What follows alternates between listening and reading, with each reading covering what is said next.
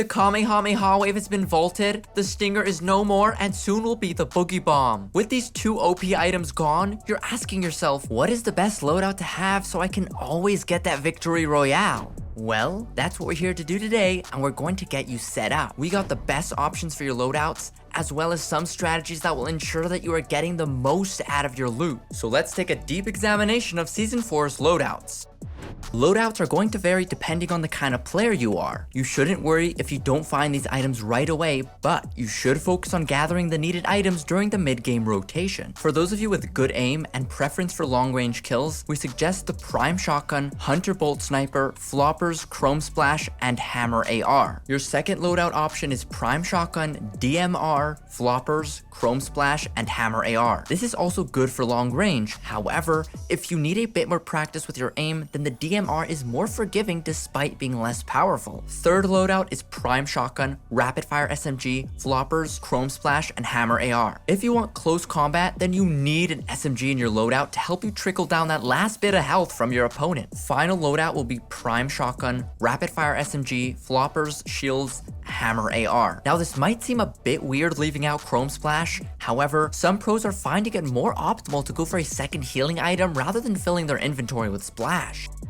If you're interested in mastering the new loot pool, then you should click on the link below and visit ProGuides.com. There, you can learn all the best strategies you can use to get that victory royale. What's even sweeter is you can get lessons from the pros themselves through our coaching program. You want to know why we chose these loadouts? Well, let's go over why and what other options you have to truly make your loadout work for you. If you're console, then our first inventory slot should be shotgun across the board. You want this to be the very first item so you're always ready to deal massive damage up close or through a peek. So why do we recommend the Prime Shotgun over the Lever Shotgun? Well, that's because the Prime Shotgun does 50% more damage during the first round shot of a fully loaded clip, making it a great early game weapon if you want fast eliminations. Just make sure to keep reloading it. A great tactic you should be using is landing that first shot, then apply pressure with other weapons. While you may automatically try to fire your shotgun a second time in a row, you need to get rid of this habit and form the habit of switching weapons or reloading. If that first shot landed though, you may want to switch over because the odds are that shot dealt crazy damage and most likely already put the opponent in a tight situation. If you find yourself not having enough shotgun ammo to load up a full clip, then consider a different strategy because without the first shell boost, you could end up firing a dud and getting yourself eliminated. The other option is the Lever Shotgun, which is more consistent if you want to fire multiple rounds without losing that damage output, but it does require you to be closer and is not as powerful. Despite this, some players have found this to be a good choice when they want more consistency, and the weapon animations really give it a smooth feeling. The Evo Chrome Shotgun is the third shotgun currently in rotation, and it isn't as good as its AR counterpart. Yes, it can eventually be upgraded into a beast of a weapon, however, it has a horizontal spread that can sometimes throw you off and makes upgrading it not as much fun or as common as the AR. The Stinger SMG was absolutely OP during the past few seasons, however the spray meta has somewhat died now that it's been vaulted. However, there are two options for SMG, the Suppressed SMG and the Rapid Fire SMG. The Suppressed SMG is okay if you have nothing else, however, the preferred option this season seems to be the Rapid Fire SMG. It just does more damage to builds than the Silenced, even if it never rips through builds the same way as the Stinger. However, until something new gets added, this is your best choice.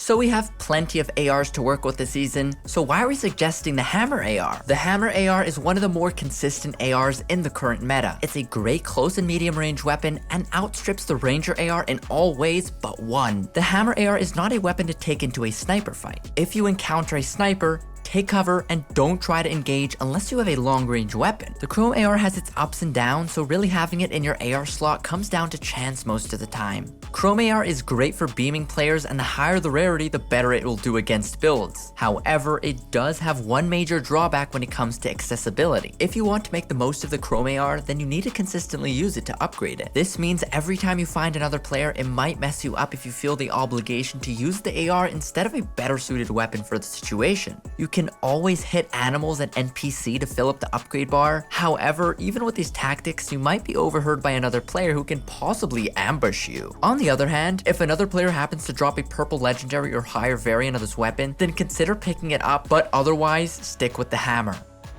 Snipers are playing a big role in this season thanks to the latest update making Hunter's Rifle a one-hit kill weapon again. However, despite this, the DMR still has its uses. The Hunter Bolt Sniper will give you that one-hit headshot even on no build modes. After Chapter 3 giving us new variants of weapons that don't necessarily guarantee a one-hit kill, it's nice to see it make a comeback. Of course, that means you need to take advantage of this by adding it to your loadout. Swapping out your SMG for a sniper is a valid option and can help during those long-range encounters. However, you need to master your aim if you want to take full advantage of it. With its slow reload time, you'll give away your position after the first shot, and you'll have to reposition while you reload or wait to prepare another shot. However, if you're not a crack shot aimer, then you can use the DMR, which will deal less damage per shot, but will give you the advantage of a faster reload and a faster rate of fire. So you'll be able to barrage your opponent from afar and keep them on the defensive. It's also a good counter for Hunter Bolt Snipers, since you can keep them at bay while they prepare the next shot. Once you get to late game though, consider dropping your sniper for an SMG.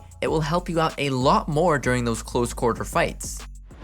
You should dedicate 2 slots to healing and utility items. Obviously, you're going to want to add Chrome Splash to your inventory. However, is it actually as good as you think it is? Chrome Splash is the ultimate rotation item. You can phase through chrome walls, speed across the map, and avoid enemy fire. You also have your secret techniques such as upgrading your walls with 150 extra health, automatically fixing broken walls, and making them impossible to smack for more visibility. It also gives any wall splashed in chrome a healing factor that kicks in after 5 seconds of no damage. So it's a very useful item to have. Or is it? Despite all these benefits, some pros are actually opting to have double healing items instead of Chrome Splash. Why is this? Well, Chrome Splash is quite common, so getting a hold of it isn't too difficult. If you're rotating, you only really need one and it will last you a good bit. Chrome Splash is visible on the visual audio a bit easier than normal footsteps. Also, while Chrome Splash is great for gaining high ground, throwing it down on yourself while in close quarters allows your opponents to phase right through and can block your visibility of opponents outside of your box.